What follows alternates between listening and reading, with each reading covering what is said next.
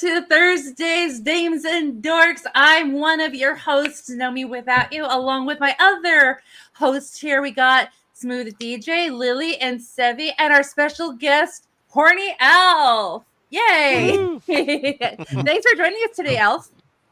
Yeah, I didn't know if I was going to be a little late. I had a lot of stuff to get done before, but I'm glad to be here. Yeah, no, of course. We're happy. I think I've streamed with every single person on this panel before, at least once.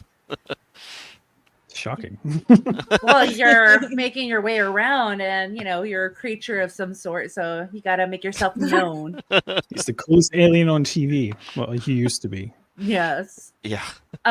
No, we're happy, and we also like you said, we streamed with you before. I've done your lady nights for game nights on your channel, and then a couple of gaming here and there. But yeah, I've just known you, just you being around and being overall a great guy. I try to be. The name's misleading. Is it? Just a little. You know what's funny is that I've had people be like, you know what? That Horny Alf guy is so cool, and he's like a nice guy. What's the name? Why does he have that name? I'm like, yeah, I don't know. I'm like, the name gets the attention, but yeah, everything I've heard, they're like, yeah, he's such a cool guy. I do have 5 kids, so that may be the explanation. Okay. All right, that explains it. That just explains everything. You guys heard it here first. Yes, for sure. We'll go around the panel, and then we'll go ahead and go to our chat. Lily, how are you today? Good. I'm doing good. I'm excited. We have some really cool topics to talk to you guys about today. And yeah, it's just been a really chill day. It's Thursday, almost the weekend. Yeah. So excited. I know a lot of us are going to be busy watching a bunch of movies this weekend, so I'm excited for it. Yay! No, I know. Sunday sounds a pretty exciting day for most people. Smu, how are you doing? I'm doing excellent. I just got back from watching Deadpool Wolverine an hour ago. I actually enjoyed it quite a lot. There's the popcorn bucket right behind me with Deadpool's head. I had to actually carry an open with the hatch. I had to carry it with an open hatch because it looks like a severed head. That would be on brand for Deadpool, though. Yeah, it would be on brand. But yeah, it's a pretty cool bucket. I the first one I actually got, so it's a good prop to have, especially if you want to use it for, I don't know if you want to put like a flower in it or something like that. You can just place anything in there. You can even put pens in there, art supplies, whatever. It's pretty cool. But yeah, I'm doing pretty good. Got my trusty old coffee mug with me. I'm very excited to be here today. Oh, we're happy to have you, Smu. And then Sevvy is joining us today, and we might see her a little bit more often. But how are you doing today, Sevvy? Yay, Sevvy. I'm doing good. Very excited to be here. Can't wait for the week to end for sure. Oh yeah, it's been a long week. It has been. Per se. Yes.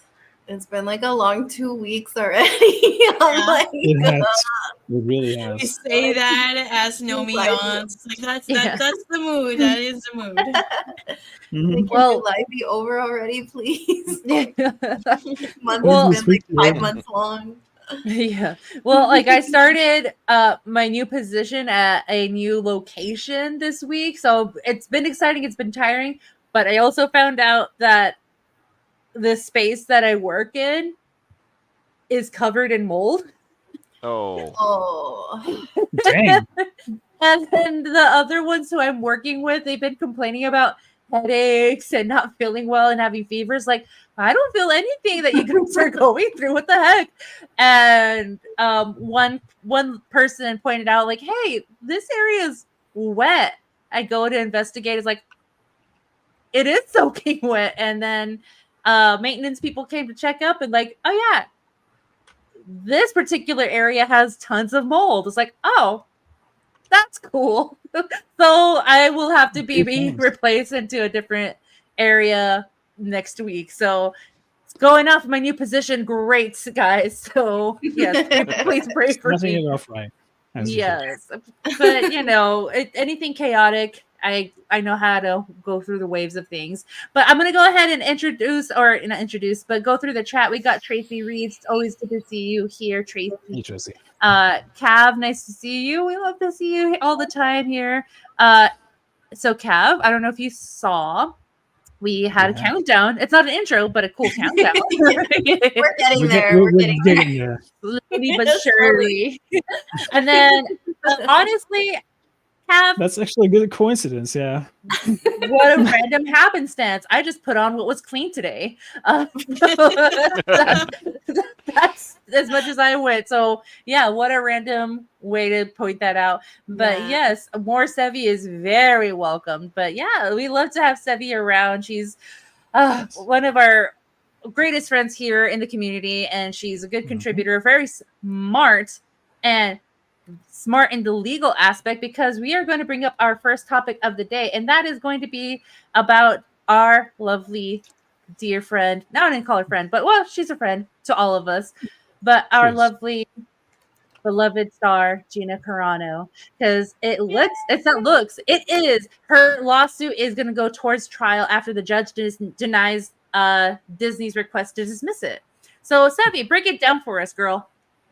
Yeah, I think I was trying to figure out how do I explain some of the legal jargon, and I think the best way to kind of explain it, well, it's if you think about what Disney was arguing about, was they were trying to argue that their freedom of association trumped her freedom of speech. Right? That's what they were saying. It's important to note that Gina's lawsuit was filed. It's still under California law, which is very, which offers more protections than, say, just normal federal law. So the California law states that you cannot where is, like, I'm like looking at this, but basically you cannot take action against somebody for their political activity. So under California law, an employer, so this is in the employment context, they cannot make, adopt, or enforce any rule, regulation, or policy that forbids or prevents an employee from engaging or participating in politics, or from controlling or directing, or tending to control or direct the political activities or affiliations of employees. So this is really what, this is really the protections that Gina is filing her lawsuit under, right? And in order to understand what Disney was saying, a good way to think about it is, when you think of Disney, what do you think about? Or you think about The Mandalorian, do you think about them being of a particular political speech? And the answer is no. When you think about Disney, generally you think about the kid shows, right, or Mickey Mouse, which don't particularly have really, really, like, out there type of way, a political leaning, right? They're just those shows. When you think about Mandalorian is not about the left. It's not about everybody being gay. It's not about everybody being female versus everybody being male, right? That it's not about that. Mandalorian is not about that. I think that's the best way to explain it. Because what the court said was that the only way that you can restrict somebody's First Amendment speech, your freedom of speech rights, is when your expressive affiliation is being threatened. So again, Disney is not about those things. Maybe you could argue the Acolyte now is, right, based on everything that they're doing, right? But at that time, The Mandalorian was not. The show The Mandalorian was not. Gina was hired because of her skills as an actress. People were not hired because of that, right? The cases that were raised by Disney were a couple. Just to kind of belabor this just a little bit. One, it was about a gay pride parade, and whether or not people could hold gay pride banner during a gay pride parade. In that situation, again, your expressive association was you're trying to identify yourself and only be associated with people who are gay during the gay pride parade. Right? That is something very, very specific. But it was never taken to the employment context, which is what we're talking about. It's one thing to go out in a parade or to go out and protest with like-minded people versus suddenly your employer making a decision that they don't want to hire you because of your political speech. So that is what basically the court said. The court said, you do not have freedom of association that would trump her political speech because, again, in California, it is illegal to discriminate in the employment context for political speech. I think I was trying to figure out how is the best way to explain it, and then I figured out the best way to explain it is, what do you think about when you think about Disney? That's true. I think about the mouse, and you said, think about the Mandalorian. Yeah, I'm like, oh, Baby Yoda, Grogu. It's families, kid-friendly, all that kind of stuff, and you would never really think, politics. That's not going to be the first thing that, maybe now, but it's not the first thing that pops into your head when somebody says, oh, what do you think about Disney? You're like, oh, Disney, yay! Well, every company is getting into the politics game now. It's just Disney, as of late, has been the poster child for delving into politics, to the point where they went up against a governor in a state that they have parks. Didn't end well for them, but not exactly the smartest idea. And the interesting thing that they point out, she points out in her briefing that people who took a stance against Trump politically, they didn't receive any backlash, right? It was only her political views. And then they talk about the fact that they exposed her to I'm spacing on the word again, like the session Disper was talking to us about it. Yes. The struggle session with 46 people and her, right? And Gina saying, no, let's have a discussion. Let's go out to dinner. Let's have 6 people and then myself go out to dinner, have a discussion about it. And their answer is no, we want you to be confronted by 46 angry people. It's absolutely crazy. But there's a double standard that the other people that also happen to be male that made statements on the other side of the political leaning swing, they were praised and nothing was done to them. It's kind of weird how that double standard exists, right? No, it's not. It happens all the time. Well, I'm being half sarcastic here. I wonder why this happens all the time. There's always one side. Gee, I wonder why. Yeah, and I really bet that California didn't really think about this as how it was gonna go, in terms of having that protection. But protection of political speech is protection for everybody. Yep. And she did say beat bop boop. Yep, that's what she said. That started the whole debacle. Yeah, imagine. Well, and it's because they were trying to use compelled speech on her, and she wasn't going for it. Oh, that's right. Yeah, and that's right. They forced her. They told her that she had to put pronouns in her Twitter, and she refused.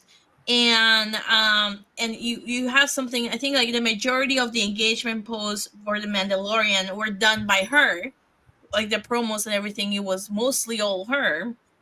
And back when if you remember back when I was reading, this is what California law says. It also includes forcing people to take a political stand.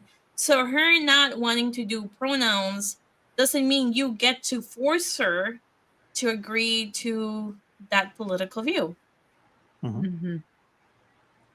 And just one question for you, Sevvy. Does it make any kind of difference? Because I know that it's multiple things that she's kind of fighting. Does it make any kind of difference that when all of this came out, you know how they tried to say like, oh no, she wasn't fired. We just didn't renew her contract. No. It's the same thing. This was done in retaliation because of her speech. That was very, very clear. I mean, I think that once they finish discovery and it goes to either a trial or in summary judgment motion, I think Disney's gonna have a hard time trying to step away. I mean, they could make the argument that California law is unconstitutional, which I don't think they can show that because but I'm just trying to imagine the arguments they could make. They could say that California law is too broad. They could say that. They could say that, yeah. They could try to say that their speech was actually expressive speech if they have any type of documentation for it, which I don't think so. And then they're gonna have to, I think, address the fact that they retaliated against her and not anybody else. Yeah, that's true. And then it looks really, really bad on them that it just so happens that she's female and everyone else is a guy. So that's just another thing on top of it. Not even just the political part about it is that she's being discriminated against for being a woman too. So yeah, they're on every single front. It sounds like they're kind of screwed. Yeah, and it's gonna be interesting. I can't wait to see what comes out in Discovery. I can't wait to see what type of other motion practice happens in this case, because when they do the motion practice, then all the stuff becomes public for us to look at. I'm sure that during Discovery, this is gonna stamp everything confidential or attorney's eyes only. But when they start to do the motion practice, some of the stuff is gonna come out, and then we're gonna find out exactly what they have. Because in some of the proof that they have quotes from emails. Like they had an email thread of fire Gina Carano, like hashtag fire Gina Carano, before she was even fired. When they were talking about it in terms of having the, what do you call it, the struggle sessions? Yeah. Struggle sessions. Yeah. When they had it about that and her not wanting to do it. So like they were already doing that stuff because she didn't want to do those sessions. Wow. The thing is, it's common standard for most companies now to do these sessions with employees at certain game companies now. Insomniac, for example, with the developer that did Spider-Man, they do that with new employees now. They force them to have a conversation with like lesbian employees or trans employees and all that stuff now. And what is that gonna do? I mean, I don't. Nothing. Nothing. That's not gonna do anything. I mean, when you think about what causes change, having a discussion or having a one-off discussion is not gonna change anything. That's not gonna accomplish anything. Mm-hmm. Exactly. No, it's not, because I mean, really, when you're going to work at different places, you're obviously going there to do your job. You're not really discussing a lot of personal things. You shouldn't be bringing up stuff like that unless you become friends with your coworkers. Obviously, you can discuss like more personal things, but just one-on-one, if you don't know somebody, you're not just gonna start talking to them about personal things like that. So why would you want to just do that to people? That's kind of awkward, because you're like, okay, well, I guess now I know that you're a lesbian. Otherwise, I wouldn't have cared or known. And most people at work, hopefully, are just being nice people to each other and just being like, "Hey, hi, coworkers," and that's the extent of it. Like that's just so weird. I don't understand what that would make any difference except for just exposing people's personal life. Yeah. It's kind of weird how that works, isn't it? I mean, ideally, you just want to work with your coworkers and not necessarily like hang out with them and be best friends or something like that. But sometimes it evolves over time. But you don't necessarily want to know literally everything about them, right? Yeah, I mean, work is work. Work is not supposed to be the place to find your best friend. Sorry. Correct. Yes. True. It is true. You're going there to do your job. You were hired for obviously your skills, hopefully. Mhm. So Well, Unless you're the Secret Service, then you're gonna hire for your skills. I'm like, that's a That's- whole other discussion. I was like, yeah. Go ahead, Smu. it just reminds me of a certain meme with a certain VP going around at the moment. But that's all I'm gonna say. Oh my And gosh. and her exceptional skills at certain things. But yeah, I digress. Well, not only that, but like if Gina over exceeds the requirement of acting for her character in Cara Dune at the Mandalorian because she's actually an MMA fighter. So those were her stunts that she did on her own. She was fighting them. She was throwing the fake punches. She was landing on the ground. That was all her. I wouldn't be able to do that because I know I throw out my back after I sneeze. So like, Yeah. so Gina is like the ultimate woman who can go way above her acting skills in her actual skills that she puts into acting. So I don't know what Disney was thinking on this one. Just Well, like, because she doesn't have the right politics. It doesn't matter her skills. I mean, she said to them the wrong thing, and that's what they went with. I mean, it's just so weird to me that they would just make it such a big deal that now it's come to this point. If they would have just been like, okay, like, sure, you know, if you're not going to say anything to anybody, because we all know that it's Pedro that she's been talking about, Mark Hamill, and not connected to Star Wars, but what's his name? The other one that's always posting all this crazy stuff. Pedro Pascal?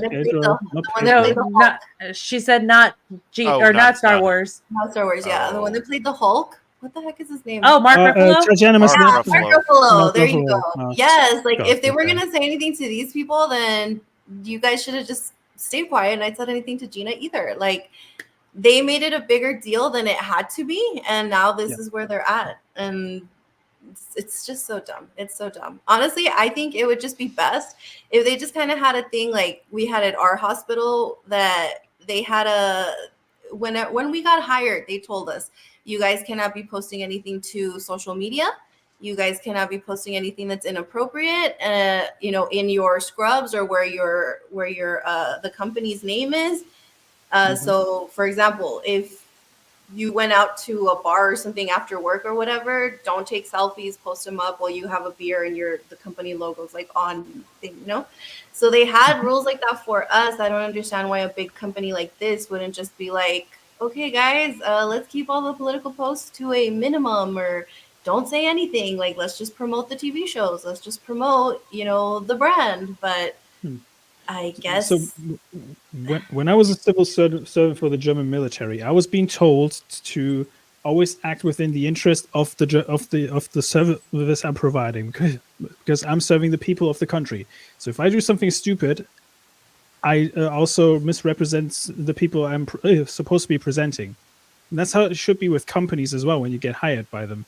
Don't post anything dumb. And maybe have an agent step in if you can't have control over this kind of stuff yourself. You know, it's a crazy idea, but sometimes it would help if some people would actually do that. Right, but if she's just... So, perfect example. I spent 20 years in the military, and an actual rule that you can get punished for if you violate is you cannot go to political rallies in uniform. You can't say I'm voting for, or stumping for a certain candidate in uniform, because you're representing in that while you're in that uniform, you are representing who you work for. So, yeah, if she was going around, with Disney on her shoulder saying, "Oh, what," pushing her beliefs in the name of Disney, then that would be a different story. But she was just talking on her own account, not representing Disney at the time, just having her personal opinion. There's no reason. They should have done that to her. That's just my thought. Because, like I said, in the military, if you're in uniform and you're doing that stuff, you can get in serious trouble. You're out of uniform and you go to political rallies, that's fine. Yep. Yeah, exactly. You are representing the entire brand. And like we've all been talking about, Disney is a family brand. It's a kid brand. So I don't understand why they would even let them get political on either side in the first place. Just promote what you're here to promote, and that's it. What if you want to have a personal account that's not attached to your, I guess, public persona account, then that's your thing. That's another thing that doesn't represent the company. Yeah. So I don't know. They just let it. This is where we are now. Just because Disney doesn't have anything like that. That they're like, yeah, sure, whatever, say whatever you guys want. Yeah. So. I mean, it's the same thing that DeSantis said to, I think it was to Bob Iger. That they shouldn't even be political, just because he has like interests in kind of like other things, and that they should just stay as a family entertainment brand and all that stuff. So I don't know why they just don't just stay in lane and just do entertainment instead of like wanting to be political so badly. And if Iger wants to become a politician, then his ship has sailed already, in my opinion. He wanted to be a presidential candidate or something like that in the past, I think. And he voices ambitions to be a politician, but at the same time, you don't want to be a CEO that's also running for like as a presidential candidate, because that's like dumb. Because you put a massive target on the back of the company that you're supposed to be representing, right? Right.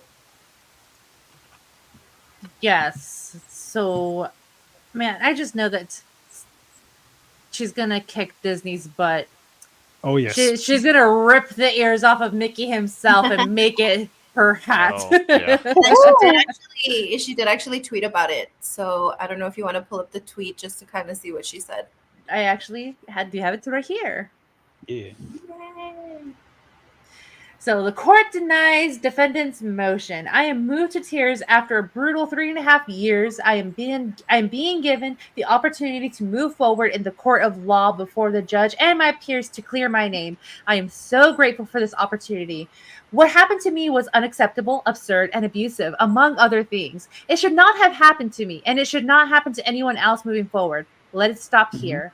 I quite literally forgot. Oops. See you, Ben. I quite literally forgot to get where I got to in my career through intense ups and downs, and I'll keep up that fight to continue doing what I love. I appreciate all of you who stood by me and defended me, and I am so sorry that similar situations have happened to some of you. I want you to know that I see you and I stand with you. Thank you to Elon Musk, a man who I've never even met, who has so graciously gave me a fighting chance. Thank you for standing for justice for all humanity. May God bless you and your family for years to come, because he has chosen you for such a time as this. Yep.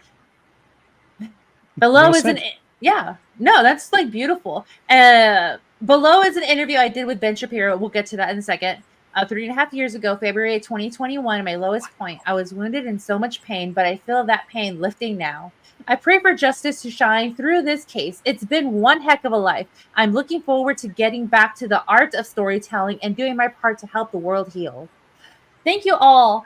I'm sure it will be quite a battle ahead, but God's given me the ability to take some punches and give some back. My feet are on solid ground. Imagine what your voice can do. Yay! Our girl Gina, let's go. I read this somewhere. It's like, don't try to ruin my life with lies when your life can be ruined with the truth. And you got billion-dollar companies raining down on me from every different place.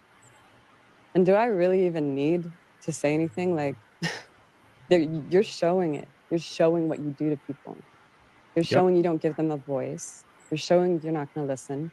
Mm-hmm. You're not going to see a person past, what you've read in a very skewed article. You're showing what bullies you are against one voice here. One. I'm that petrifying to these billion-dollar companies? Well, good. I hope I am. And I hope everybody else becomes that. I mean, this is what they're afraid of. They're afraid of one voice. Imagine. Well, imagine of one voice. Why is Disney so afraid of her? because they know they messed up and that she's got a lot of other proof of things that they did to her. They're so dumb. Oh my gosh. Because she's right. A lot of people try to try to slander her, and they still do it now, where they take everything that she said in her post out of context. And you see it all the time still, where people are like, yeah, but how dare she like make these comparisons, and how dare she say this? And it's like, where does she say that though? Like, these are things that you're making up, and this is what people are telling you that she said.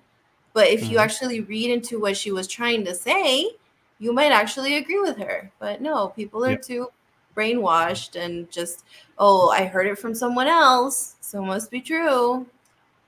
Also, basic reading comprehension is a thing, but some people forget that. I'm just saying. I think that they know they screwed up. Yeah. And think about what this case is going to do for Disney moving forward. Because how many times did we hear about Disney stars signing agreements that they couldn't behave a certain way, right? They're signed as little children. They're growing up, and there was always a whole debacle when they became adults. You're too adult for Disney. Too adult for Disney. Well, I'm like, I was about to make a joke on that. I mean, the whole thing, I mean, it's just also how they treat the kids, and the whole Nickelodeon thing as well is just kind of messed up. But I know that they do sexualize girls. Let's face it, they do make inappropriate jokes on that. But heaven forbid you have hormones, right? And I think it just, they know they messed up, and with them being unable to then suddenly have this as a point to keeping everybody in line or keeping everybody quiet, it's very telling. They lose a lot of power. Yeah, they do. And I saw, I think it's on Netflix, the documentary about the child stars at Disney and the incidents that happened there. And Nickelodeon as well. Nickelodeon. That stuff's awful. Yeah. Ruben. Hi, Ruben.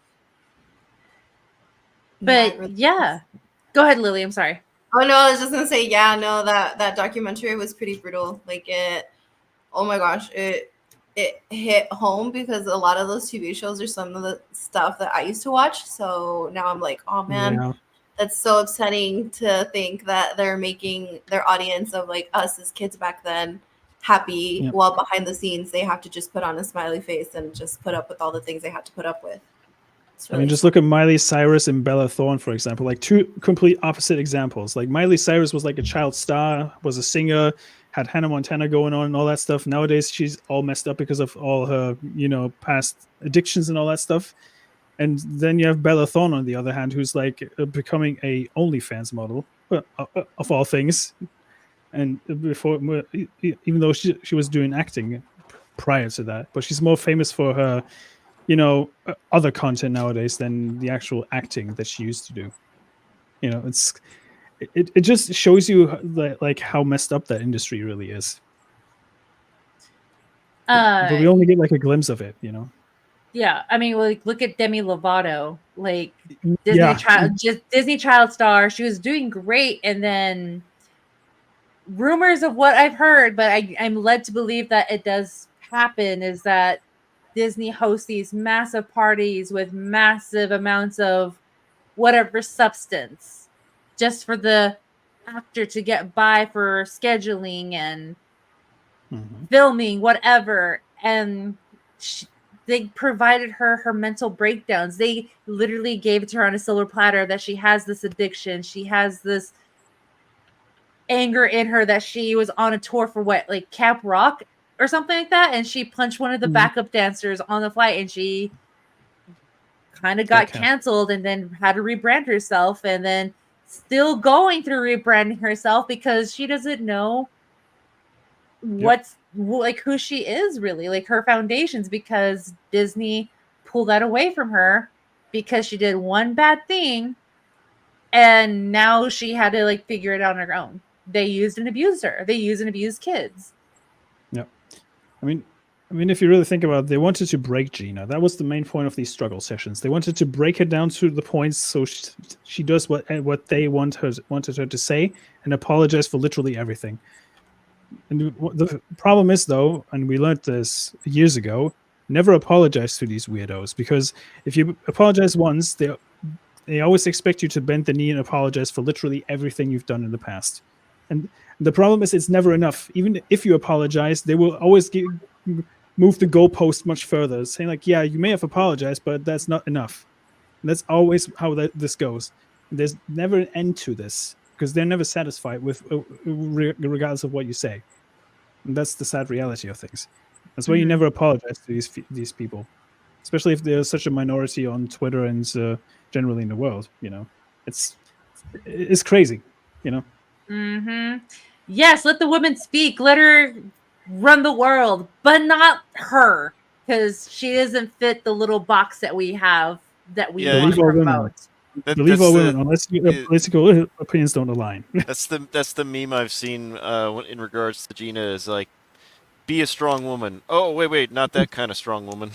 Yep. Not that strong. I mean, yeah. Yes, but you know, I'm rooting for her, and then for this to move forward, Sevvy, I would love to pick your brain on that, and you give us an analyst, a breakdown of what's going on. Like, oh, well, what do we do next, or what's going to happen now? Break it down like the best lawyer jargon for us non-law people to understand a little bit in layman's terms, basically. Yeah. Mm-hmm. Yes, you have to dumb it down for us. Yeah. No, you guys are pretty smart. I think it's just sometimes in writing they make it unnecessarily complicated, and you kind of have to struggle at first to kind of learn how to read briefs and cases, but once you figure it out, it's you figure it out. It's just learning a new language. But I think I mean, you guys understood what I said, right? So no, we did. You guys are pretty smart, so I just have to translate legal speak. That's all I have to do. Yeah, no, all the legal speak is what gets me. I'm like, I only have room in my brain for medical terms. I don't know any of the law stuff. I'm like, no, dumb that down. I'm like, I don't understand what that means. That was a good explanation. Thank you, Sevvy. Yeah, my wife has spent nearly 20 years in the law field, so I hear plenty of that all the time. Oh my gosh. Yeah, well, look, we're surrounded by smart people, so we can break it down easier for us. Or go, huh? Like what? Because I'm going to do that quite often. But one thing that I'm actually looking forward to, and I'm going to see it this Sunday. I'm so excited. But Deadpool and Wolverine is happening. But Alf, I kind of wanted to ask you, would you want to get the Deadpool and Wolverine butt controllers? I'm not gonna lie, I would unironically buy one of those and just show it off on stream. Yeah, I was actually considering getting one. I actually want one. Oh my god. I want the Deadpool one. The butts are so cool. Do you want the Wolver cheeks or the Deadpool cheeks? I want Deadpool cheeks. Are they on sale? I thought they were only on the giveaway. Is it something that you can buy? Are they, or can you buy it? I wish I could buy one. Honestly, I would buy that one. Oh, you know what? It's probably just a giveaway, because they did something similar for the Mandalorian, and they had like a whole Xbox that was covered in like Mando and Grogu, and then it was actually a giveaway. I was like, no. They have the Xbox with the katanas and stuff. With the sweepstakes posts. I just saw in the article. Yeah, I did like try to join the giveaway. I have no hope I will win it, but I kind of secretly hope I do. Man, if they sold those, they would make a lot of money. I agree. Yeah, I agree. There's even one with Cortana from Halo as a mock-up, because why just stick with Wolverine and Deadpool? You could expand it to like other games and media as well. Just do a Master Chief one. Oh wait, no, that didn't go over very well. They already did that on screen. Yeah, exactly. That's why I was like, that didn't go well last time. Master Cheeks, you know. But these are funny. Yeah, I think they would do really well. They should have just made a whole bunch of them and just put them out. They would have sold so quick. And I saw the video of them, Ryan Reynolds and Hugh Jackman, they got to see the controllers in hand, and the cheeks actually detach if you don't want to like hold them while you're playing. Yeah, I saw that. Wait, you He can even attach thought your about butt? the comfort for the controller too. So why not actually just make it a product? They should. Yeah, exactly. Yeah, I mean they put that much thought into it that like, maybe this might not be the most comfortable, so you can actually detach the butt. That's probably the weirdest thing I heard this week, to be honest with you. Detach Oh the my butt. god. But well, we got someone that actually does need it detach, and it's Sevvy. Sevvy needs to take off, unfortunately.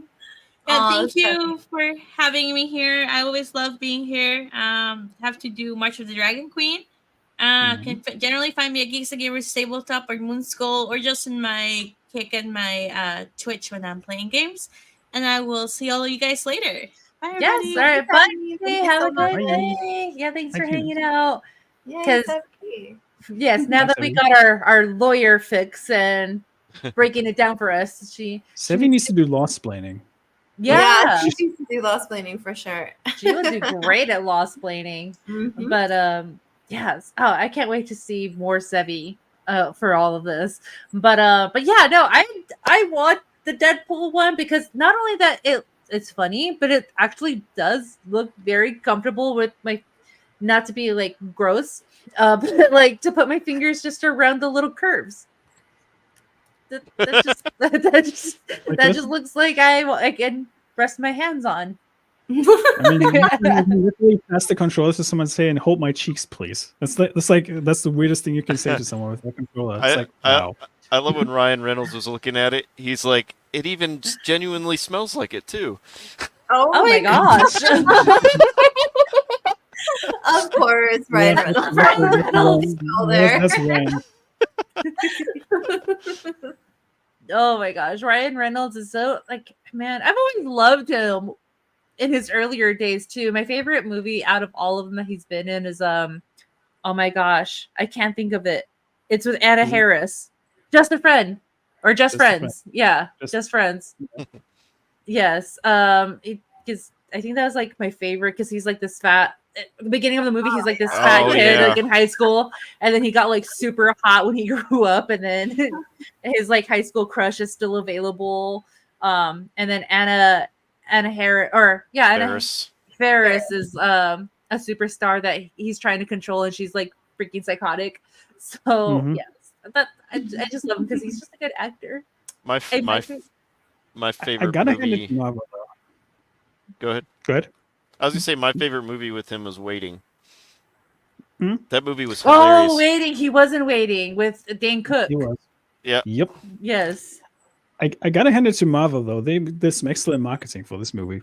Because I saw this one from hating on Disney to promoting Disney. Here we go. But Smu, you recently saw it. Could you tell that it's Fox based or Disney based in this film without too much spoilers? I'll just say this: if you're a fan of the old Fox movies, you get your money's worth. It's very detached from the MCU. You can treat it as a standalone film as the other Deadpool movies, essentially.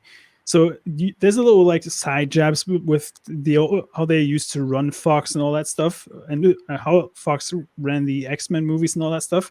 But it's definitely a homage to the old Fox universe, definitely.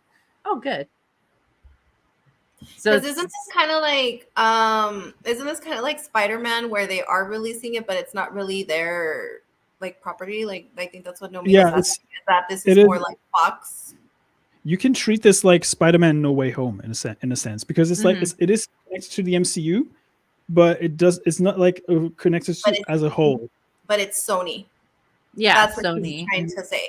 Because how Spider-Man comes out, but it's under Sony. Well, Deadpool is with Disney now, but it used to be with Fox, is now with Disney. But it still feels like the old Fox era of like how they used to release the movies, essentially. Okay, so it's gonna have like it's still gonna have that raunchy comedy in there, like the crude humor. Well, it's the only Disney movie in recent memory that has been rated R, and you can tell. Oh, okay. They abused the living F out of it. I'll just say that much.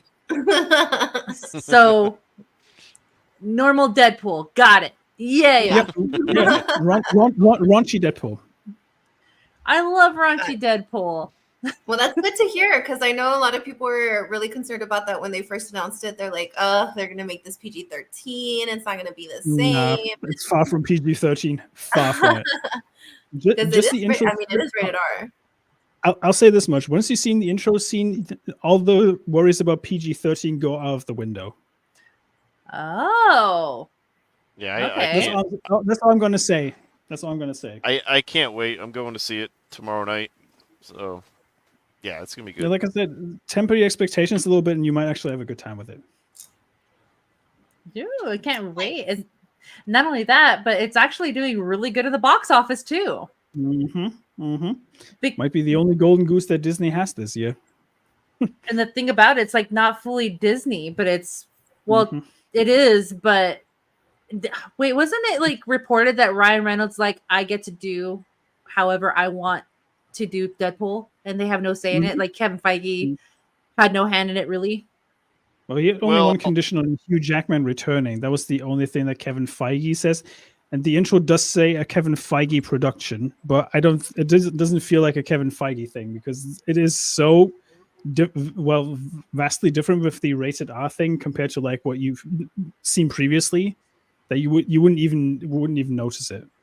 To be honest.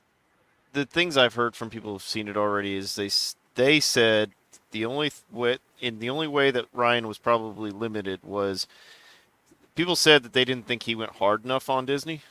And so that was probably walking that thin line of how far can I push, making fun of Disney now that we're under Disney. So, yeah, a lot of people said that he didn't go hard enough on Disney. Yeah, he could have, but I won't say any much more about that, because I don't want to spoil it.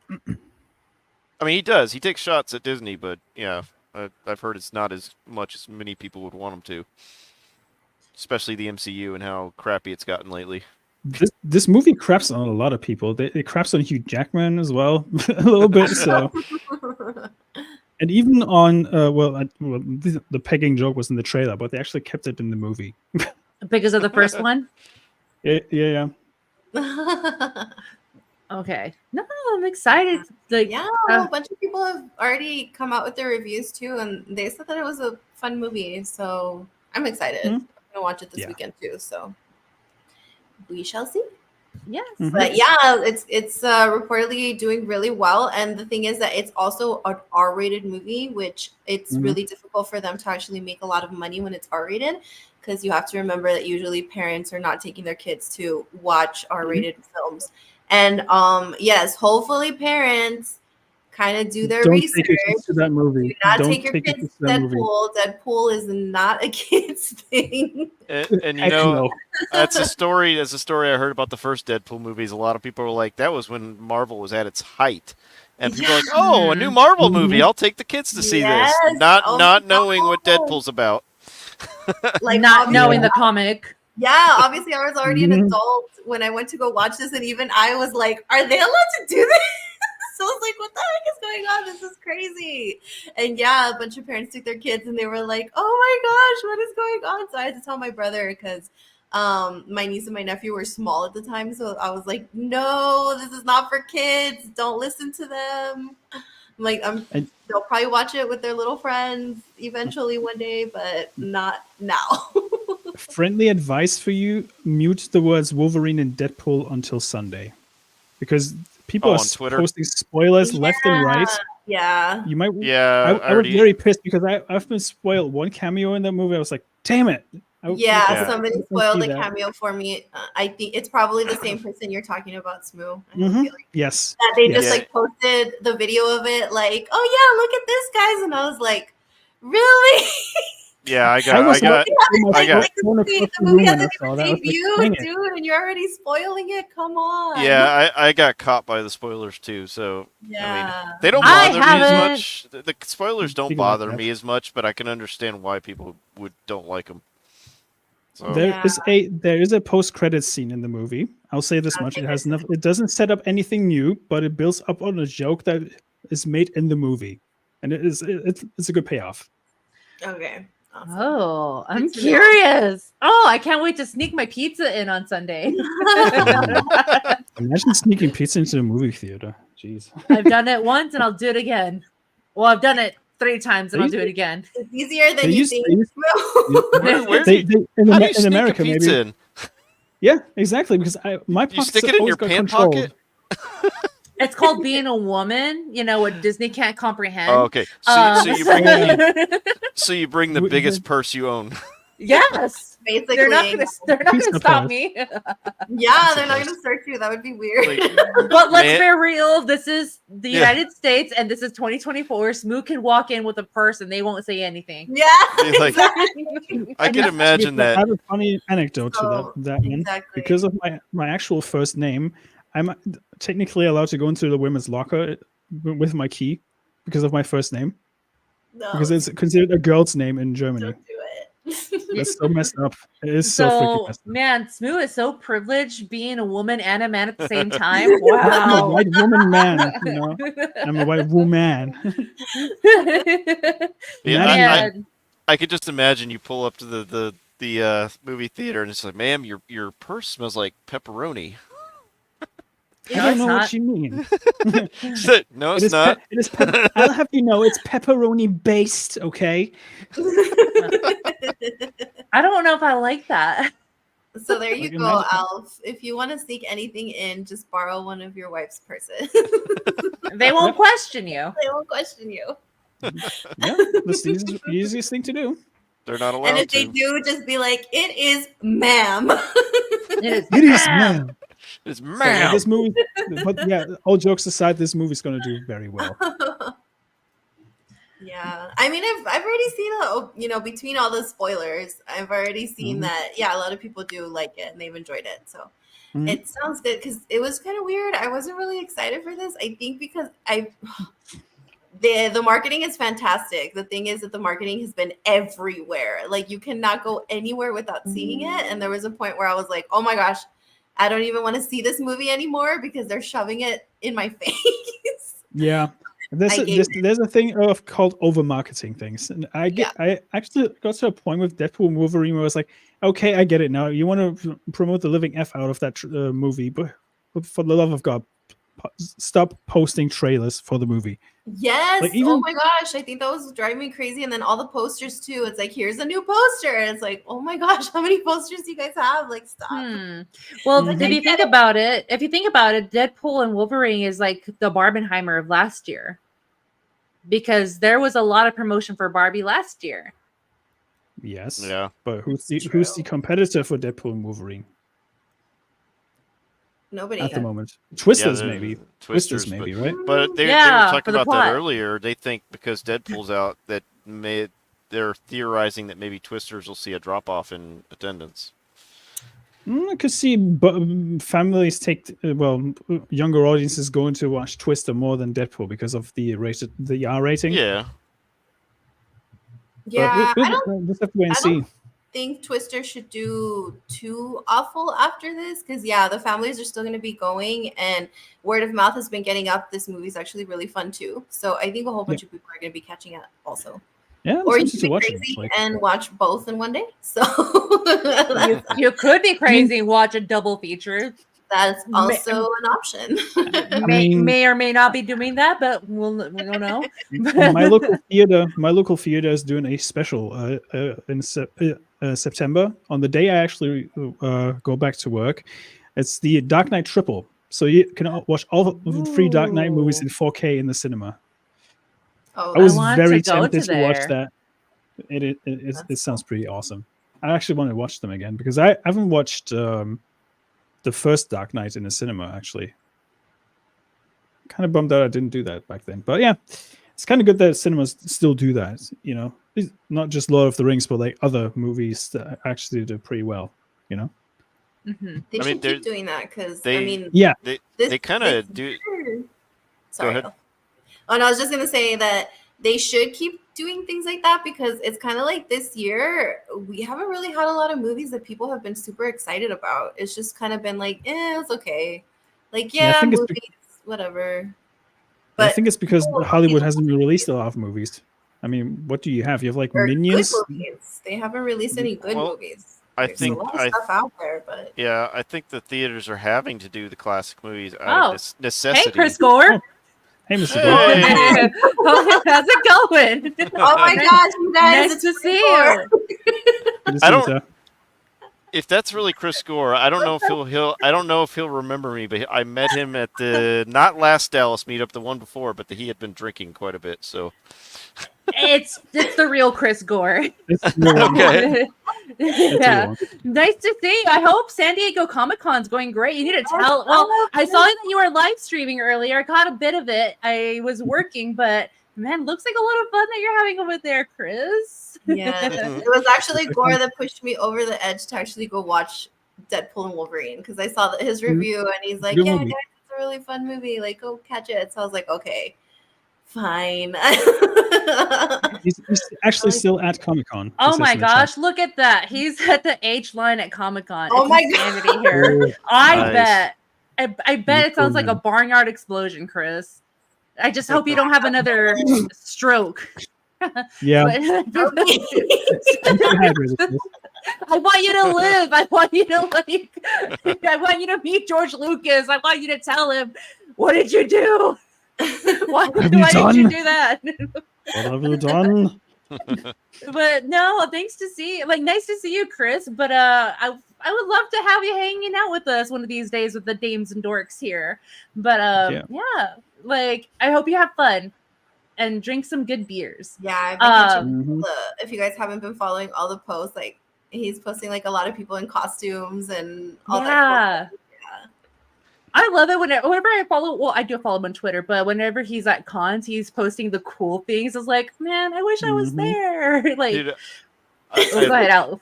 I saw Quarterblack tweeted from the con, and he said he showed a picture of the con. He said they need to have a deodorant booth here. Oh, I saw that picture. That should be mandatory at every con. Oh my God. Smooth, show Chris what you got. I got a Deadpool bucket, so it's like you can grab it into his head. It's kind of a meta commentary on the movie. When you watch it, you will understand. But yeah, I actually carried it around with an open hatch, so people don't think I'm carrying around a severed head. But yeah, it's pretty crazy. Well, that's a cool bucket. Definitely keep that one. If they have any buckets at the theater on Sunday, I'll probably buy one. I'll see. Yeah. Just get the Wolverine one. Oh, yeah. If you guys want a Deadpool bucket, I'll gladly go to the cinema and buy another one. It's no big deal. Okay, we'll see. We'll talk later, Smu. That actually sounds very tempting. Yeah, because I actually like that one better. I don't know about the Wolverine one.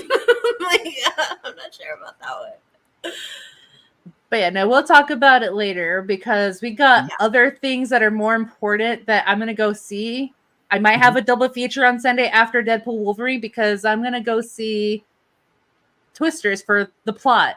I saw you posting about that. For the plot, huh? Plot. Yeah, for the yes, plot. the plot. Oh my gosh. Glenn Powell. Oh man. Okay.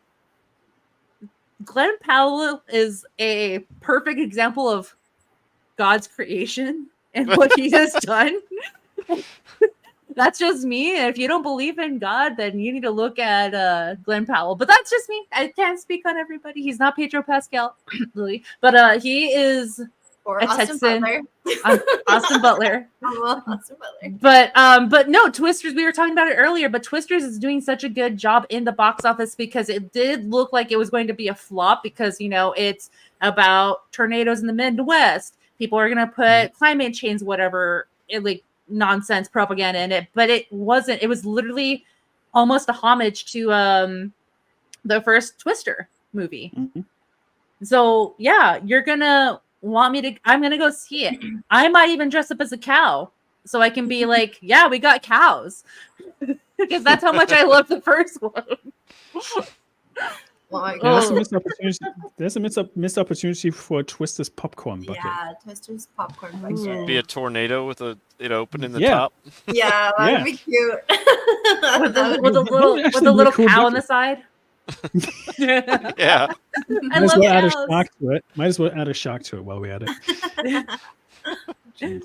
Yeah, well, because I think people are surprised because this was another example of a movie that we don't think needed a sequel. The first one was I actually rewatched the first one the other day, and yeah, I mean, it ends pretty solid. You don't really need anything else to happen, but a lot of people said that this is just a lot of fun, so I decided that I'm gonna also watch it for the plot as well.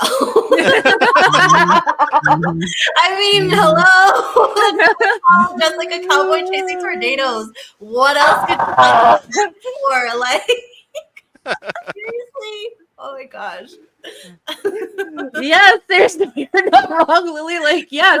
No, and then it's so funny. Like in this article, if you scroll down a little bit more, they actually break it down for you, like who was the majority of the people that bought tickets to go see this. Oh. And it actually says, yeah, it actually says that a lot of people cited that the reason that they decided to go watch this movie was because of Glenn Powell.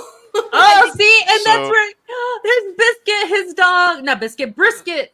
Oh. So a bunch of thirsty women and gay men. Probably, That's yeah. like the that's like the Aquaman effect, isn't it? Isn't that what happened?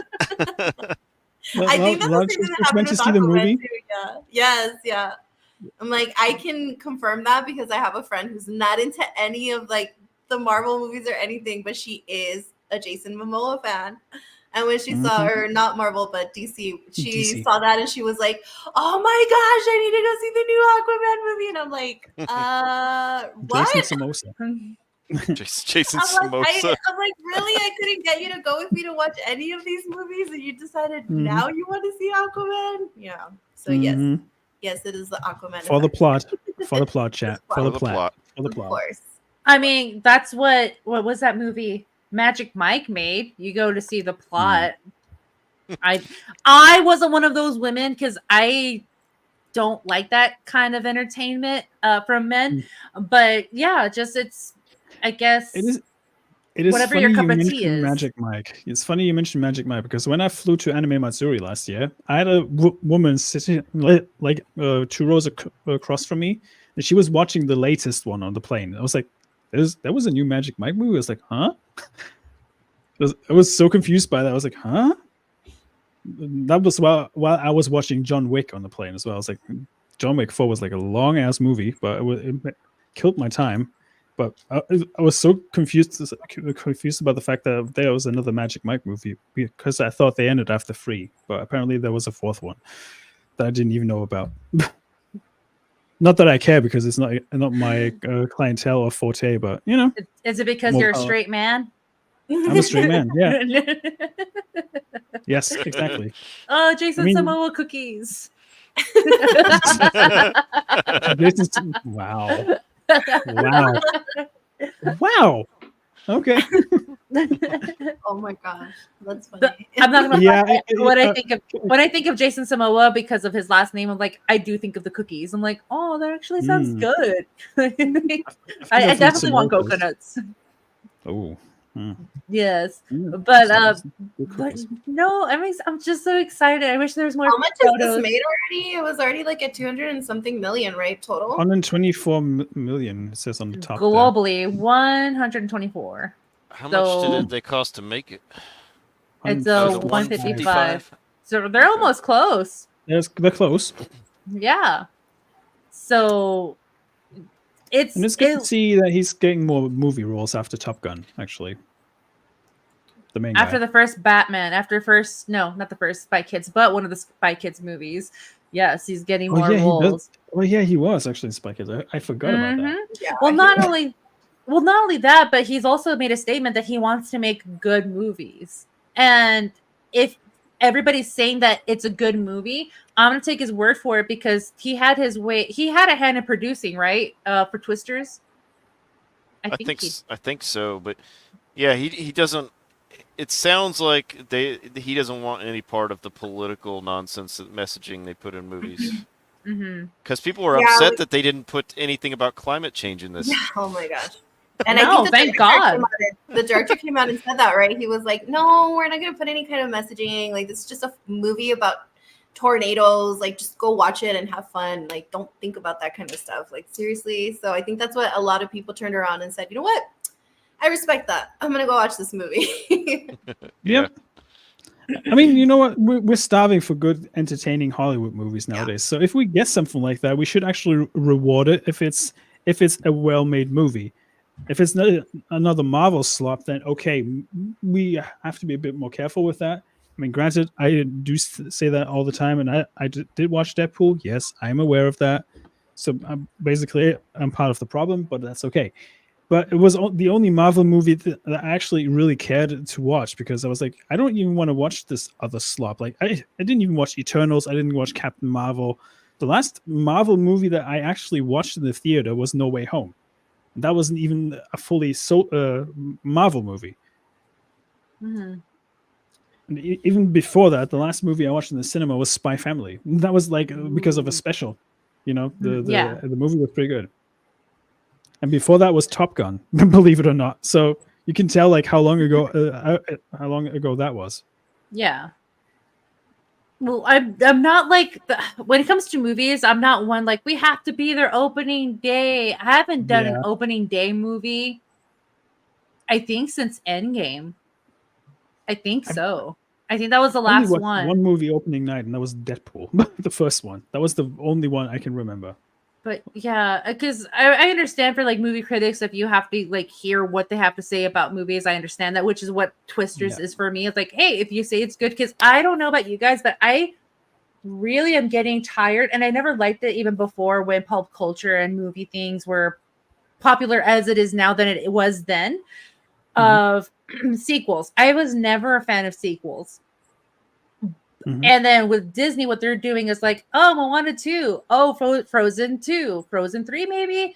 It's just getting a little redundant, like, not redundant, but like, it's getting tiresome. Where like, why can't you make new stuff? Why can't you create more or new stories? With Twisters, I was skeptical. So I'm like, I don't want to say because it's going to be lame acting, lame writing, whatever, but it actually is the quite opposite is what I'm being told. So yeah, I'm going to get my money for it. The thing is, we're starving for like original IPs nowadays. Yeah, that's the problem. It's like with a lot of these companies are all obsessing over making their own cinematic universe. I mean, Marvel was an anomaly with the MCU. Yeah, and honestly, because every time anyone's tried that in the past, it fails miserably. You know, you look at any movie franchise that's had multiple movies, usually the first one or two are really good and then just peters off and the franchise disappears for a while. But Marvel, hit gold for a good 10, 11 years there, because they had a good combination of good actors, or decent actors that really fit the role really well and good people producing the movies. Most of them, not all of them. Some were stinkers, but yeah, they got lucky, and I think everyone's trying to replicate that, and it's just not the norm. Yeah, because I mean, not even DC really did it either. They tried to, and it was just like a big old train wreck for them, and they never really got a hold of that same formula that Marvel did. Like with Marvel, they had a really good track record of releasing all these movies and them being pretty good, and then DC was like, let's do that too, and then it never really. They wanted a piece of the pie for them, yeah. But they never got it. And then, of course, they decided to reboot everything and not have Henry Cavill back as Superman. So it's probably the dumbest decision they ever made. Yeah. Just saying. Unrelated news. I actually heard that they are going to make a season 4 of Superman and Lois on the CW. Just the other day, I was like, huh? I was very confused by that. It's going to be the final season, I think. Yeah, I think they released a trailer for it already. I think I saw like a trailer for it already. Yeah, I saw it too, and I was like, I'm not looking forward to it because it's CW. You know they're going to screw that up really badly. Did you watch it? Like the first couple of seasons? Yeah, the first season is pretty solid. Season 2 is three is like off the cliff. But Superman and Lois was actually pretty solid compared to like the other CW shows that have been out recently. So yeah, it's fine. Tyler Hoechlin is an okay Clark and is a Superman. I'll just say that much.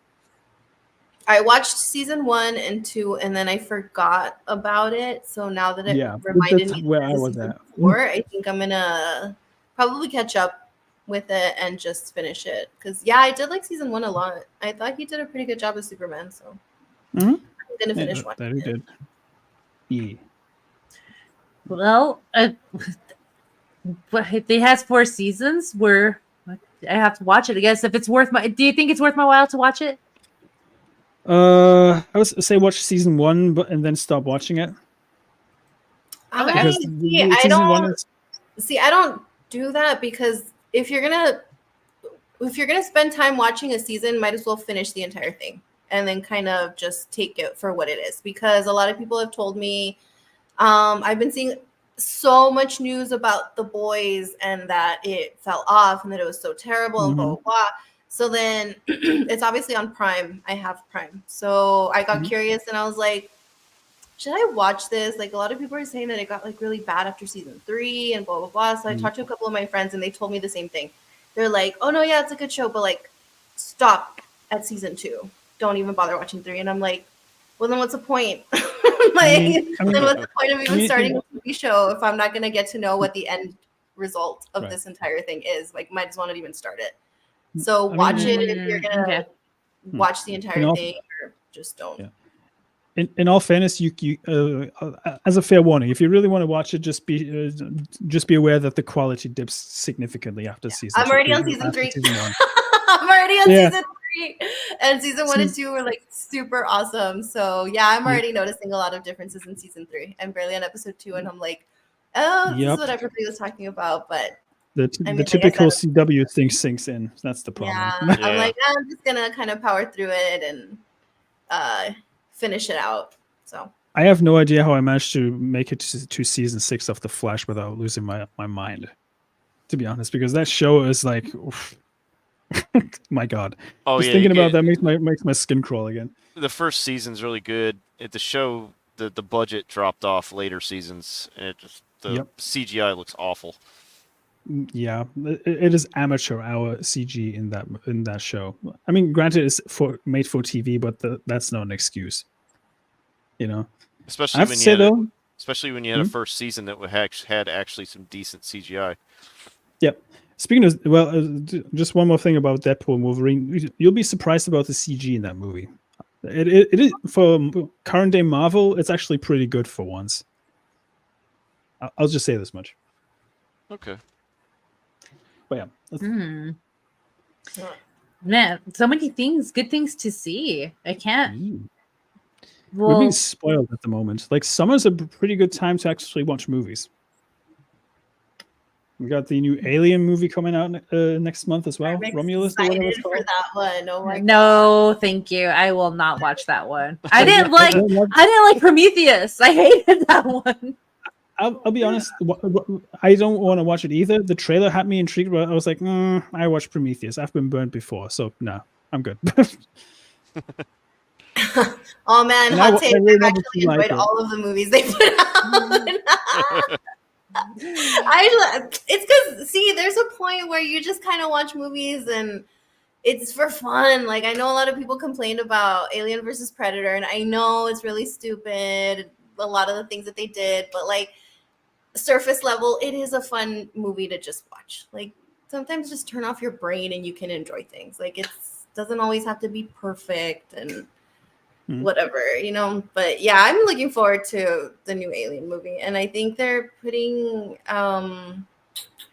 because the trailer had me too. I saw it and at first I was like, oh man, another one, and then I saw the trailer and I was like, oh yeah, another one. Let's do this.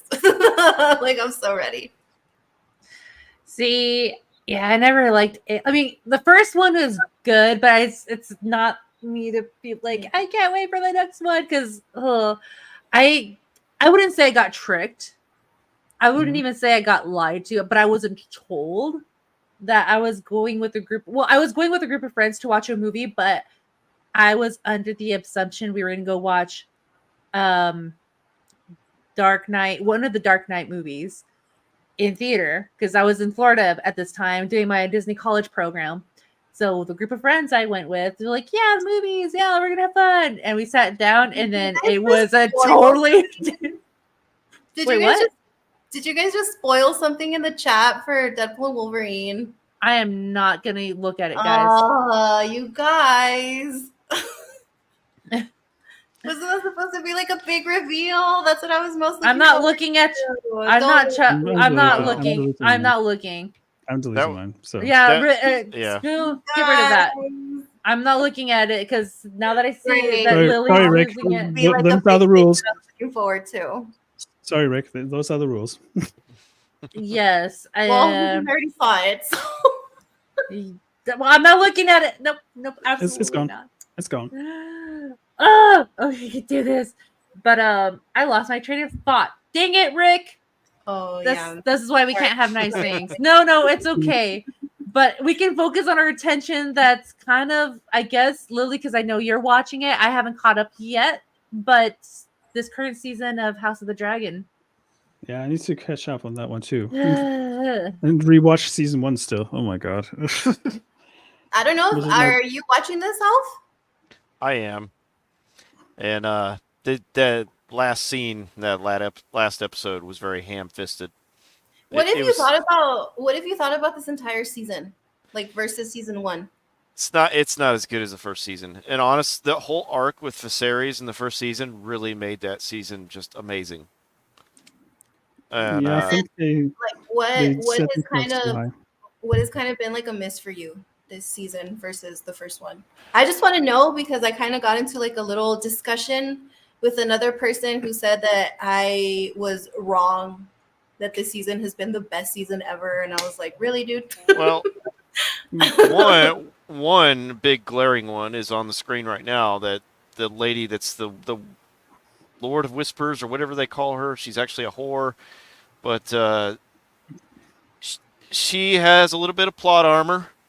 And it feels like the creators of the show are trying to make her be some big boss girl who's awesome, which in the end, the writing for her is terrible.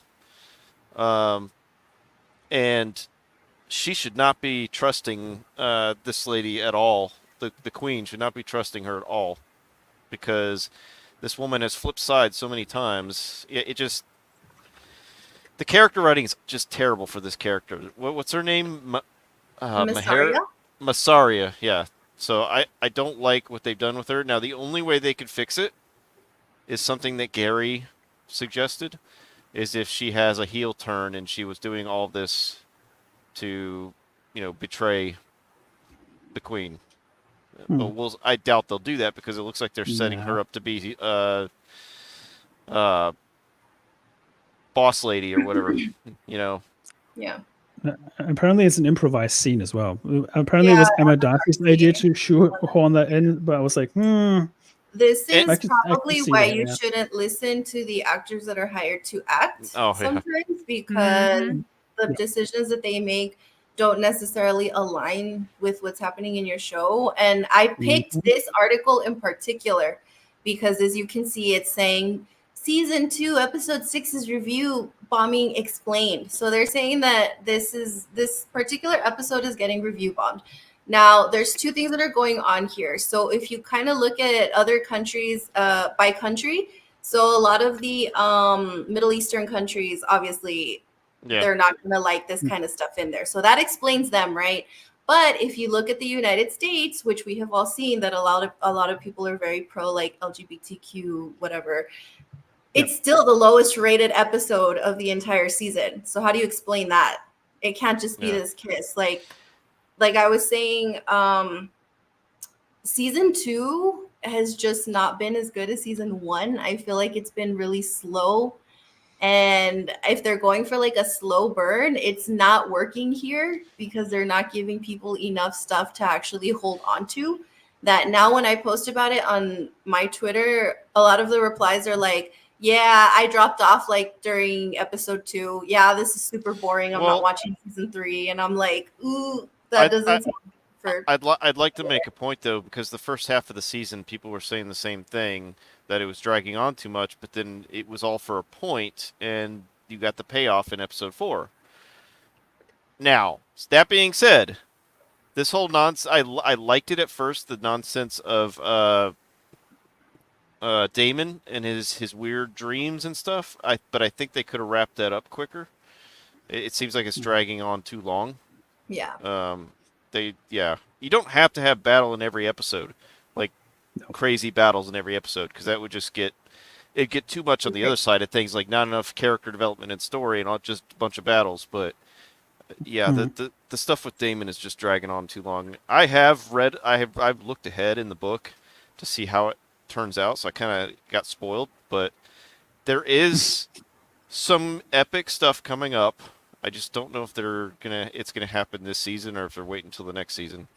Yeah, and see that's the thing, because season 1 really didn't have a lot of action going on either.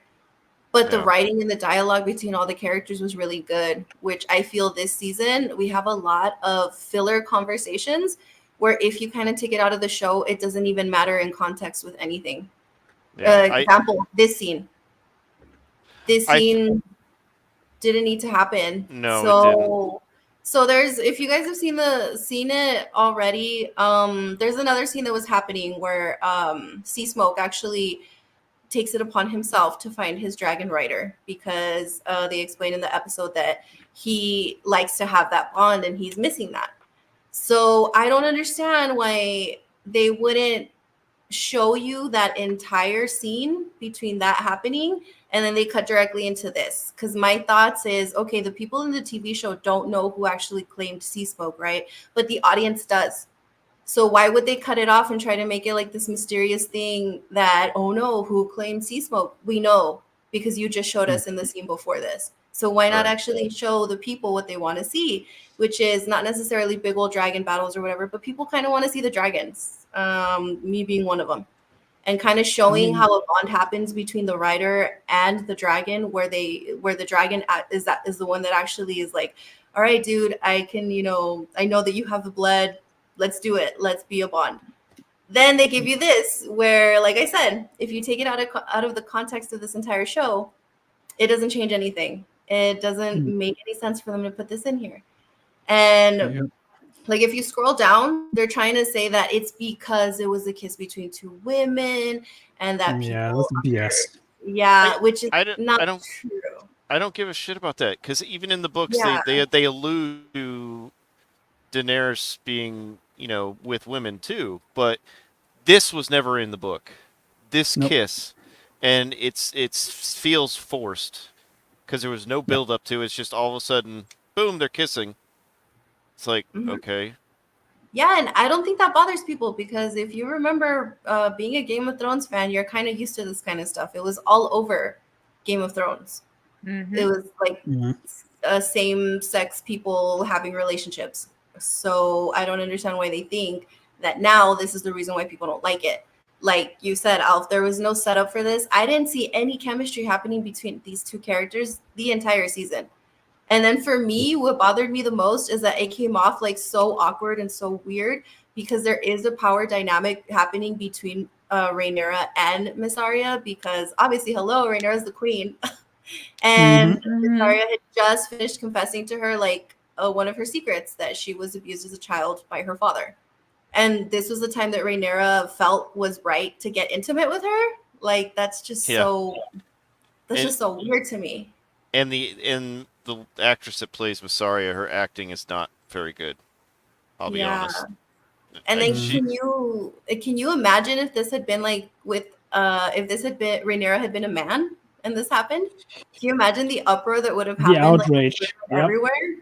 Yeah, that like, oh, he's taking advantage because of the power dynamic and blah, blah, blah. But like, when you see all these weirdos posting about it, they're like, yes, queen, and blah, blah. And it's like, no, you guys, this is also kind of awkward because it sounded so like much for empowerment. Yeah, that she just took advantage of her too. And it's just, it was so weird. This whole thing is so weird. And then if you scroll down a little bit more, I think they're actually comparing it to how now this show is suffering the same fate as The Acolyte and being review bombed because of its LGBTQ Those two are not the same content. Yeah. So I don't know if you can like zoom it in a little bit.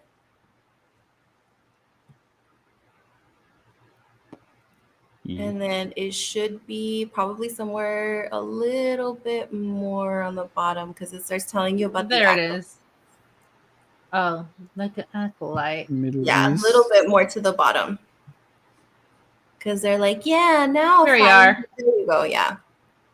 Yeah, so it says several other shows that have pushed for greater diversity, inclusivity, and representation, whether that's around sexuality, gender, or race, have seen similar backlashes from admittedly small, if often vocal, members of the audience and targeted campaigns aimed at the show. Example, The Acolyte's review bombing on Rotten Tomatoes. So unfortunately, it isn't a surprise that it's now happening with House of the Dragon. Those two are not the same. I'll say it again. This is why I picked this article because they're trying to say that this is why this particular episode didn't do well. When if you go back and look at the actual reviews for this season, you can see that it's dropping like episode by episode. So let me see. I think this is Saudi Arabia. If you scroll up, it should be the numbers for like everyone. They're comparing apples to oranges, honestly. Yeah, because if you notice, obviously episode 4 was the one that everybody liked, so it has the highest rating. But the episode before it had a 7.5. So to me, it's kind of making sense with what a lot of people are saying, that this show is a little bit too slow this season. They're not giving us a lot to go on. So it makes sense that from episode 1 to episode 6, with the exception of episode 4, the scores have been dropping. So this isn't review bombing. No, it's just people telling the makers what works and doesn't work with the reviews, you know. And I mean, if you think about season one was relatively grounded, if you really think about it, because we have Viserys for the most part, and then like the rest of the family around that. And we had like not many big scenes in season 1 in comparison, you know. And it still worked, and the audiences loved it. So yeah, it was a tough or high task to actually live up to these expectations and deliver another banger of a season. And I don't envy showrunners and writers and producers like that, because they always have their work cut out for them in that case, especially if it's a very, very popular show. Yeah, I mean, and I don't know if they started adding all of this dialogue that doesn't really matter because they panicked over the times, because you know how people haven't been too quiet about the runtimes for Disney's TV shows, that they're like 30-45 minutes long. And if you take out a lot of these scenes that I feel don't really matter in the plot, then that hour 10 minutes that the episodes are at, it's going to drop it to more than that. So I don't think they want it to be put in the same conversation as Disney, that, oh no, look at how short the episodes are this season, it's not going to be very good then, which I think is bloating the actual episodes, and people aren't liking that either. So I can see fans making supercuts of season 2. So they trim out the unnecessary bits and just make like a long cohesive episode out of all of it once it's done. I could see that happening, because it happened with The Hobbit, where they cut out all the unnecessarily filler as well and make it like the feature-length film out of all 3 movies combined. What just happened in the book, and it was like a 3 or 4 hour cut of the entire thing, which is kind of wild if you think about how long the Hobbit trilogy actually is. You know, I could see fans doing that though, so we'll just have to wait and see, I guess. But yeah, the scenes with Daemon and his hallucinating, I like it to an extent, because they're delving into his psyche and what he's going through mentally right now. But they could have done it with a tighten it up put a bow on it. It would work better. because Yes. they're just dragging it out too many episodes. Yeah, they really are. They're dragging a lot of stuff out, and I think that's the issue. Because like I keep going back to season 1, it was a lot of conversations between characters, but every single one of those conversations was important because they were setting something up that was going to be happening later. Whereas this season, there's a lot of conversations happening between characters where you're like, okay, and Okay, and what's the point of that? Yep. Like, is this going to come back or not? And it's just a lot of characters that are kind of weird to me. Like this season, I really don't like Rhaenyra at all this season. She seems to be so like just complaining that she doesn't have any respect and that nobody respects her. But then at the same time, she doesn't try to earn that respect. Like she's gone from all of the councils, which are pretty important. You're at war. You would figure that your queen would actually be at those councils to kind of, come up with all of the strategies of how you're going to win this war. And she's just gone all the time. I can understand that the first, I think it was episode 2 where she was mourning Lucerys. I understand that one. That one was actually a badass comeback, right? When she walked back in and she's like, I want Aemon. And you're like, yes, like she's back. She's going to be, and then she just keeps leaving. She just keeps going. And then she's like, nobody respects me. And you're like, okay, well, have you done anything to earn their respect? I haven't seen it. So she demands respect, but she doesn't do anything for it. Exactly. Yeah. They are potentially, with some of the things I've seen, they are potentially building to a episode 8 banger of a finale if they go this route. So we'll see, because they've given hints. Because you've probably heard people mention it, the Battle of the Gullet, and that is the Greens trying to break the blockade. In the last episode, they mentioned the Greyjoys. It's the only other faction that has a navy that could potentially rival the Valerians. So I think that's coming up at the end of this season. I don't know, but I really hope they ended on a high note because they only have 2 more episodes left. Man, after those Rings of Power, how depressing. Oh yeah, because kind of after the Acolyte, everybody was kind of, when you're across fandoms, fans, that everybody was kind of looking to this to be like, all right, well, the Acolyte's over. Now we have House of the Dragon. And then it's kind of been like, womp womp. And you're like, no, I really wanted this to be so good. Like, why are you doing this to me? So, I don't do movie reviews on my channel, but I am a huge Lord of the Rings fan. So if anyone is doing Rings of Power focused videos or streams, I will go on and I will smear Rings of Power every way I can. Yep, as you should. I'm pretty good on the lore on that series. So I'm pretty sure we're going to be covering it here once it starts. It's going to be a big old mess. Well, let me see if I can find it. But wasn't it like the Amazon Prime of Malaysia that posted the photo? And it's the guy whose eyes are like...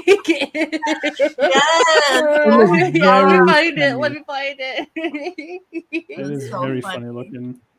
I saw it and I was like, what happened here? I just saw the post and I was like, no way that's real. Then I clicked on the thing. I was like, oh yeah, this does make a lot of sense now. Oh, and they didn't learn their lesson from season 1 from breaking lore, because now they have an Asian elf.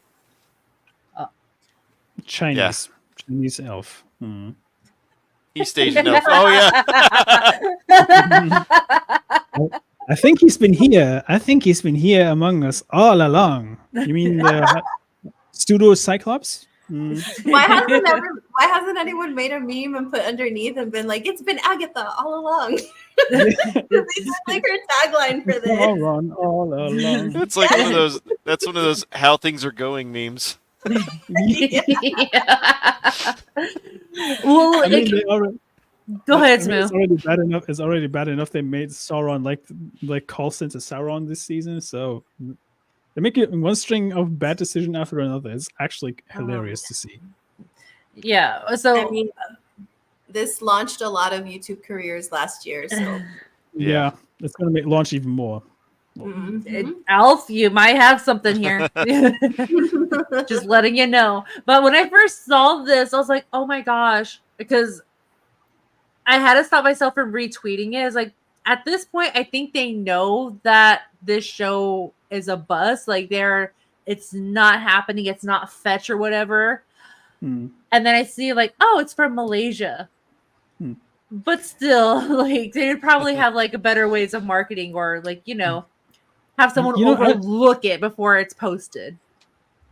I had a theory, right? Because remember when Morbius came out and all these memes about its Morbin time came out? When Sony felt like, oh yeah, people are memeing about it. Man, we should capitalize on the memes and actually re-release it into theaters. Yeah, that was a terrible idea, wasn't it? That was hilarious. Like sending a movie out to die twice. Imagine doing that with a TV show. Technically they're doing that already because season 1 came and went like a wet fart, but my God. I'll be real honest. How many seasons are in the contract? 4. Allegedly 4 or 5. Yeah. Oh man. They're not going to make it that far. No. They're at this if point. I were an executive at Amazon, would be like, stop this crap and make something good. At this point, please. they're just burning money. It does make you wonder sometimes. I'll be honest. I didn't even know there was a Morbius show. It's just a movie. It's just a movie. But they re-released it. They re-released it another time, like later in the same year, and it flopped even harder than the first time. Yeah, they thought because of a meme phrase that it had gained some popularity, after the fact. So like, oh, let's re-release it, and it bombed even harder. The only saving grace that movie has is Matt Smith's horrible dancing in that movie, and it's Morbin time. That was a good scene.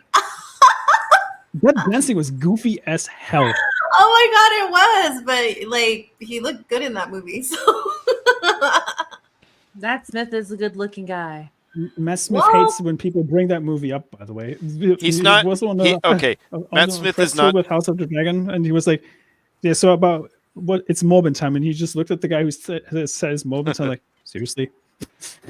I wouldn't say Matt Smith is a traditionally good-looking guy, but he's not traditionally. The only thing that bothers me about his face is that he has very, very, very, very light eyebrows.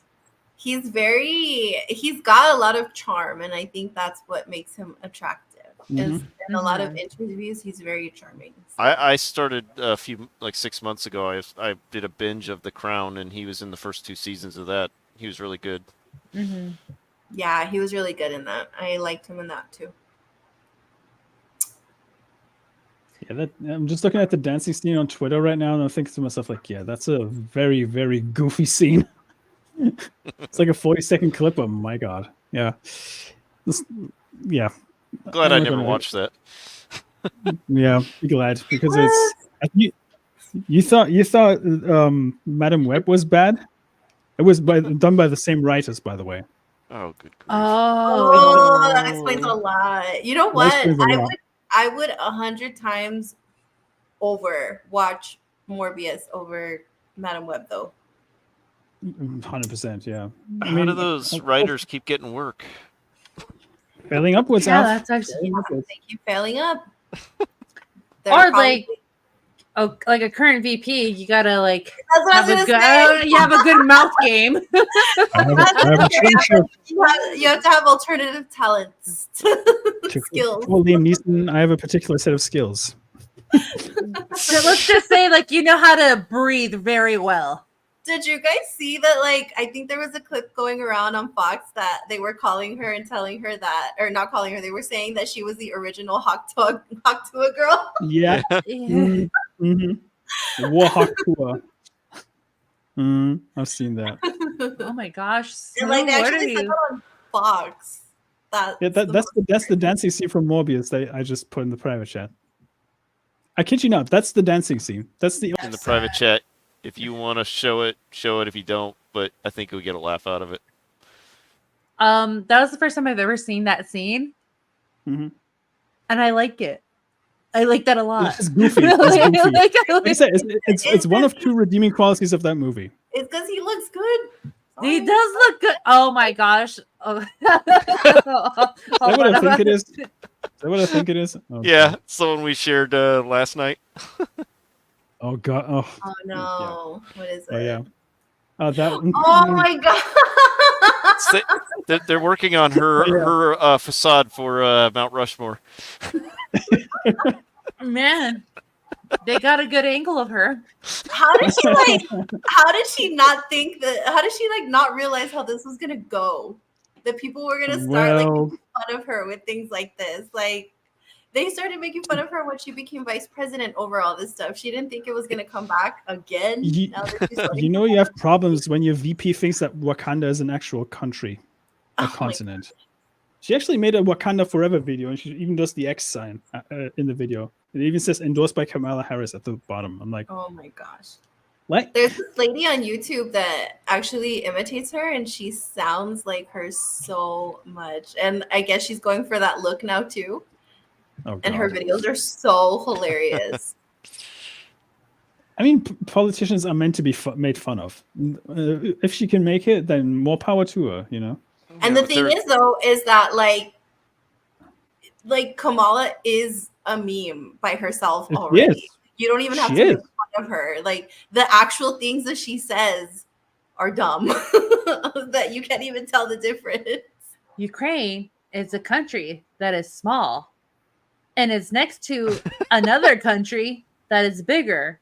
And that country is called Russia. Russia did something bad. That's how she said it. You know, we used to have places like Saturday Night Live that would make fun of our politicians in parody. Yeah. Now our politicians are parodies, so we don't need SNL to make fun of them anymore.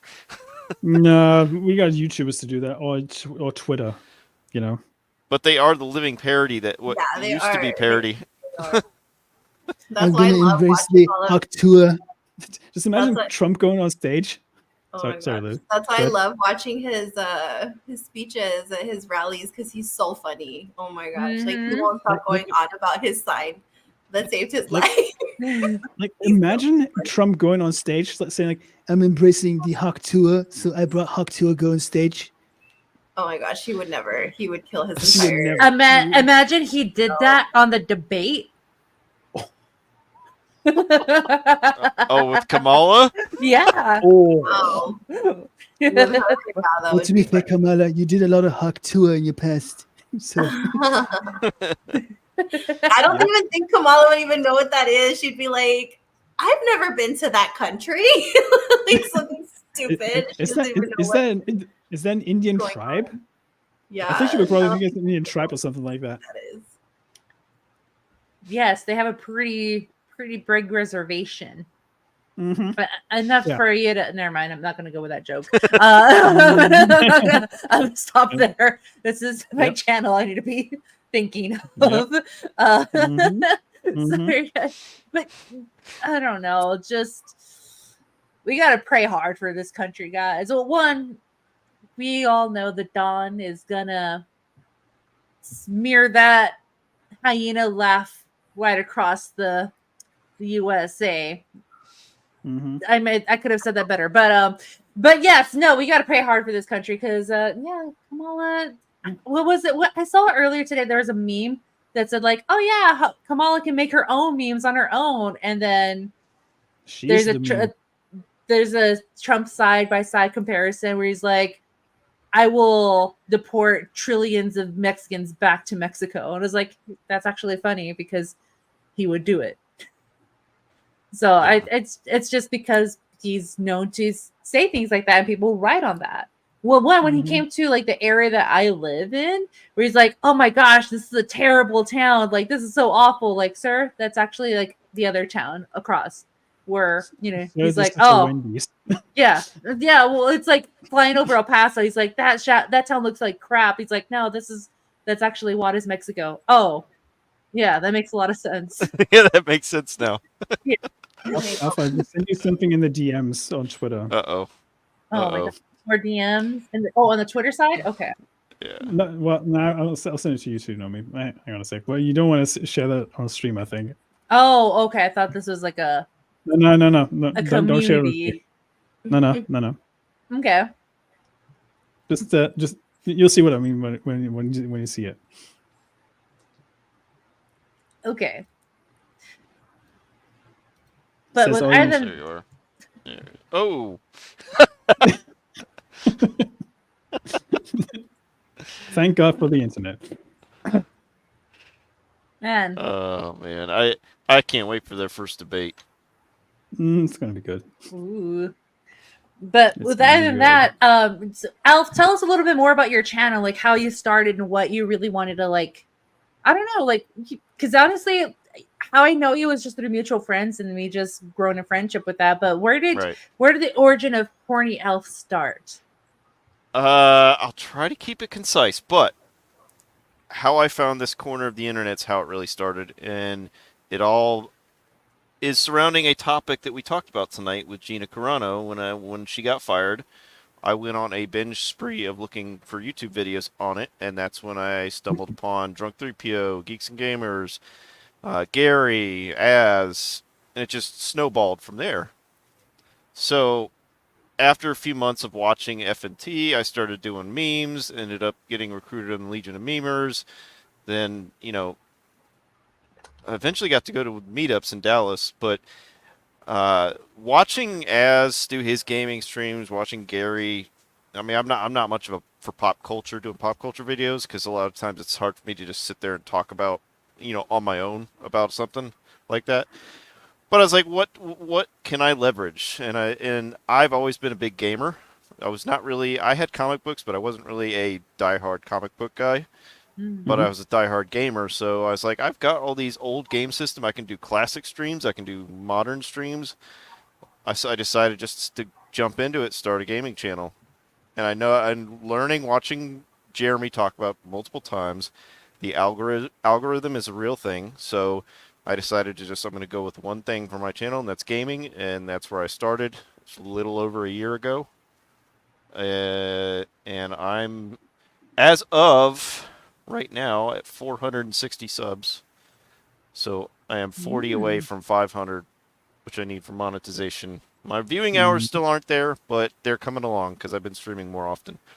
Yeah. So getting into this corner, I've got to have more and more people come on my streams and play games with me. So it's been pretty awesome. Including us two. We need to get Lily on and play some Phasmo with you. She's been on a Phasmophobia stream before. Oh yeah, she was. Yeah, but like more people need to play Phasmo. Yeah, it was funny getting Dermy on there. That was because he's a big coward. He is, yeah.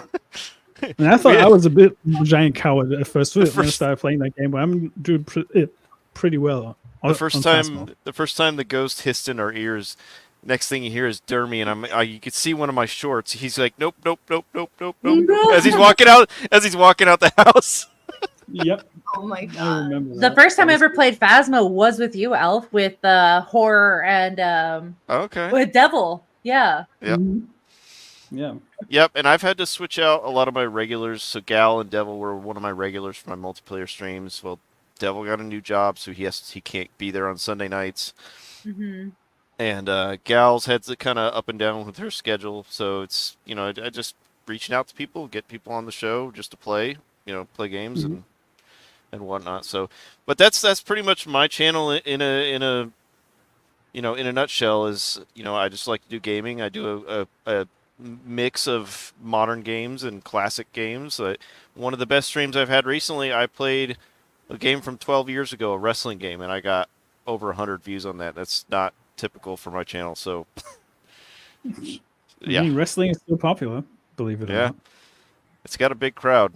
So a lot of people showed up I had never seen before because they saw. Was it WWE All Stars? Yep. Yeah, I remember that one. That was pretty good. Yeah, and then didn't you do Ninja Turtles too? And then you got like tons of views on that one. I did Ninja Turtles 3 on the NES because I have a capture card and I have a converter I can convert to HDMI. And I played Ninja Turtles 3 on the NES. I was playing it from my original NES. I was playing it from my original NES. I need to stream with Mexican Iron Man. I've been on stream with Mexican Iron Man a couple times. He's never been on one of my game streams, but I've streamed with him on Vets Talkin', and I think he was on Ballbusters, Jeremy Wormy's channel. But Yeah, he's a good guy. But yeah, Ninja Turtles 3, I played it, and it got like over 2,000 views, and that was a stream. That wasn't even a short video. That was a stream, like a 2-hour stream, and it got thousands of views. That's probably one of my best viewed video or streams yet. So it was crazy. So I probably need to get back into some more retro gaming. I haven't done a lot of that in a while. So retro gaming is a gold mine, dude. I was gonna say, like, I think the algorithm might be in your favor for that one. Yeah, and especially since modern gaming is hit and miss, a lot more miss nowadays than hit. Yeah. So a lot of people are craving the games that are good from the past. So. Yep. Dang. Well, we have Smu dropping Elf's links and everything. Whoever's watching on our show, please give Horny Alf a couple of follows, a couple of likes. If you don't mind just watching his videos while you're at work or reading a book or, doing whatever. If you want a good entertainment, Horny Alf's videos is the place to go, especially when it comes to retro gaming. But we are going ahead and wrap up our show. I want to thank our guest, Horny Alf, for being here tonight. It was been a blast. Like the laughs, the political stuff, the input about Gina Carano, even House of Dragon. Like, I liked hearing your perspective on it as well. But where can we find you, Alf? And do you have anything coming up? I have 4 channels. I have my YouTube channel, my Rumble channel, Kick, and Twitch. And I usually streamed all 4, but I am focusing on my YouTube channel because that's the one that's usually the toughest to get stuff for. Links in chat. So go check those out. I have several streams that I repeat every week. I'll start off Wednesdays. I have Warship Wednesdays. I have got Wolverine Snicked and a few others that join in. We play World of Warships together. Usually do a couple hours on that, 2 to 3 hours playing that on Wednesdays. Fridays lately, because of nostalgia with Dermy Wormy and a few others, we've been doing Halo Reach. I'm not doing it tomorrow because I'll be at Deadpool and Wolverine, so I canceled my stream for tomorrow. Saturdays during the day is usually when I do a long solo stream where I play some game that I'm just playing solo and trying to work my way through. And then Sundays is generally my my multiplayer stream night where we change up the game every weekend. We play something different. So it's either Phasmophobia, Demonologist, Party Animals, something like that. Did you know that Party Animals has a Mario Kart mode now? Really? It's Nemo Kart or something like that. So you might want to try that if you don't get enough people for your session, but you can still play that like a free for all kind of thing. Okay, I'll have to. I'm gonna reach out to Tommy and see if he can join us. Yeah, I think he should be free. Yeah. So give Horny Alf a follow on Twix, and you can see when he's going live because you're really good at tweeting out what you're doing in your. I do announce. Stuff. I now do most of my announcements for my channel. I do on Twitter. That's kind of the place that if you want to see when I'm going to go live, I usually give a couple hours notice before I go live. So, yeah. Not me. I'm just like, you're better than me because I'm like, hey, I'm here. Come if you want to. Lily, do you have anything coming up for the week? Next week?